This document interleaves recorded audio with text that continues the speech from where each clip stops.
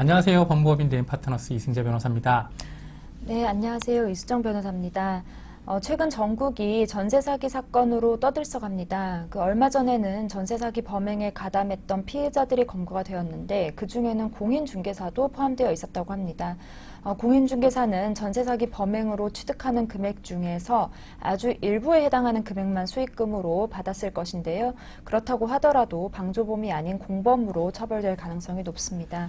예, 그런데 이런 전세 사기 사건에 연루된 공인중개사 중에는 정말 전혀 사기 매물인 것을 모르고 정상적으로 중개를 도와준 경우도 상당한 것 같습니다. 이런 상황에서 갑자기 피의자로 경찰 조사를 받아야 한다면 무척 억울할 것인데요. 이번 영상에서는 공인중개사가 전세 사기 피의자가 되었다면 어떻게 대처하는 것이 좋은지 한번 자세히 알아보겠습니다.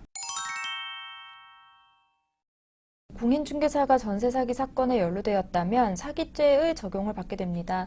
전체 범행을 계획하는 모의 과정에 관여하지 않았더라도 순차적으로 범죄를 실현하려는 의사의 결함만 있으면 공모관계 성립이 됩니다.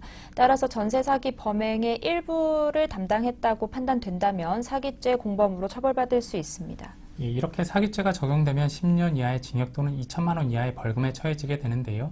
요즘에는 전세 사기로 인해 사회적 문제가 매우 크기 때문에 범죄단체 조직죄 등이 적용돼서 처벌 수위도 높을 수도 있습니다.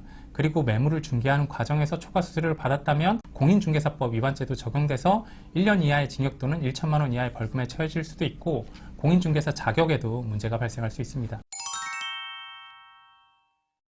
범행을 계획하는 단계부터 관여하지 않았다고 하더라도 사기 공범이 될 수 있다는 점을 말씀드렸는데요. 특히 전세 사기 경우에는 한 명이 범행을 하는 것이 아니라 여러 사람이 관여를 하기 때문에 조직적 사기로 분류가 될 것입니다. 예, 이런 조직적 사기는 일반 사기보다도 더 높은 양형 기준이 적용되는데요. 관여한 매물이 많은 경우에는 수사 단계에서 구속이 될 수도 있습니다. 정확히 사기 범행임을 알면서 관여한 경우에만 처벌되는 것이 아니라 전세 사기임을 충분히 의심할 수 있었던 여러 정황들이 있는 경우에도 사기죄로 처벌될 수 있습니다. 이 경우에는 피의자가 오히려 적극적으로 의심하지 못하였다는 점을 소명해야 하고 그렇지 않다면 고의가 있었던 것으로 추단될 가능성이 매우 높습니다. 전세 사기 혐의로 경찰서에 출석할 것을 통보받았다면 적극적으로 변호사의 도움을 받으실 것을 권유드립니다. 전국적으로 이슈가 되고 있는 사건이기 때문에 경찰이 강도 높은 조사를 할 가능성이 매우 높고 그런 분위기에서는 적극적으로 억울한 점을 설명하기가 어렵습니다. 예, 그러나 변호사의 도움을 받는다면 보다 수월하게 소명 기회를 얻을 수 있는데요. 변호사를 선임해서 감히한 경찰이 더욱 의심하지 않을까 오히려 걱정하시는 분도 덜어 있으신데요.